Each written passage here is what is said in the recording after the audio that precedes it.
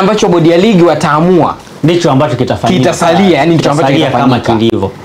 Yani sio kwamba sijui kasi hawezi kubatilisha hiyo. Hawawezi kubatilisha hicho kitu. Kwamba wabatilishe ratiba ambayo imepangwa au matokeo ya aina yoyote. Nitakuonesha mfano. Unakumbuka kesi ya Raja Casablanca na RS Berkane? Kesi ilienda ikaisha kwamba wale walionewa, sio? Lakini kwani matokeo yalibadilika? Hapana. Yalibakia kama yalivyo. Ni kwa nini unajua? Ni kwa sababu kasi ni, kwa wale ambao hawajui, hii ni mahakama ya usuluhishi.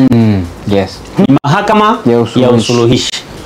Wao wanarejesha mahusiano baina ya watu wawili ambao wametofautiana. Okay. Lakini wao hawatoi hukumu ya nini kina huyu apate haki yake kwa njia. Yani wao wanatoa hukumu ambao wanaitoa ni huyu apate haki yake kwa njia gani. Okay. Umeelewa vizuri? Lakini hawana uwezo wa kubatilisha matokeo ambayo yamepatikana. Lakini pia zipo sababu za wewe kupeleka malalamiko yako kasi. Okay. Moja ya vitu ambavyo wanavitazama ni kwamba nyie na chombo ambacho mnakishitaki mmesikilizana kwa kiwango gani? Na makubaliano yalikuwa nini? Maamuzi yalikuwaje? Okay. Nani alivunja maamuzi ambayo mliyafikia? Halafu mnaitwa kwa pamoja, kila mtu anapeleka maelezo yake. Baada ya hapo mnasuluhisha na mambo mengine yanaendelea. Lakini ratiba zote za ligi kuu zinapangwa na bodi ya ligi.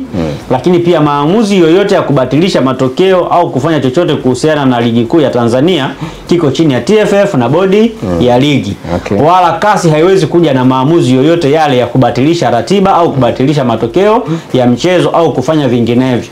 Kwa hiyo Yanga watapata tu hasara ya bure. Yani watachanga pesa ndiyo, wataenda kasi, lakini mwisho wa siku itabidi wakae chini na TFF na bodi ya ligi wakubaliane nini ambacho kinapaswa kufanyika ili mambo yaweze kwenda sawa. Yani kwenda kasi hakuwezi kuwasaidia, kwa sababu mwisho wa siku kasi haiwezi kufanya tu maamuzi mpaka iwasikilize bodi ya ligi, ipate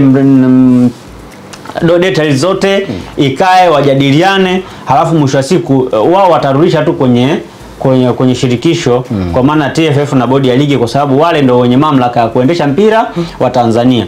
Wao ndio wanajua taratibu za mpira wa Tanzania zikoje.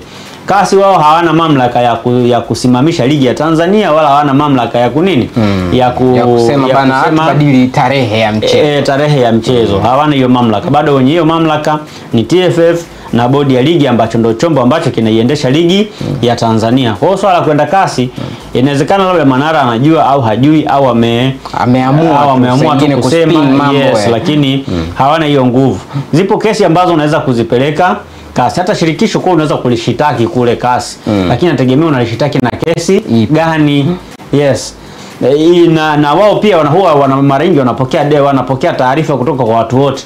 Yani yule ambaye unamshtaki na wewe mwenyewe wote mnapeleka nini? Taarifa zenu. Lakini mwisho wa siku watakachokiamua TFF, watakachokiamua bodi ya ligi kinabakia kama kilivyo.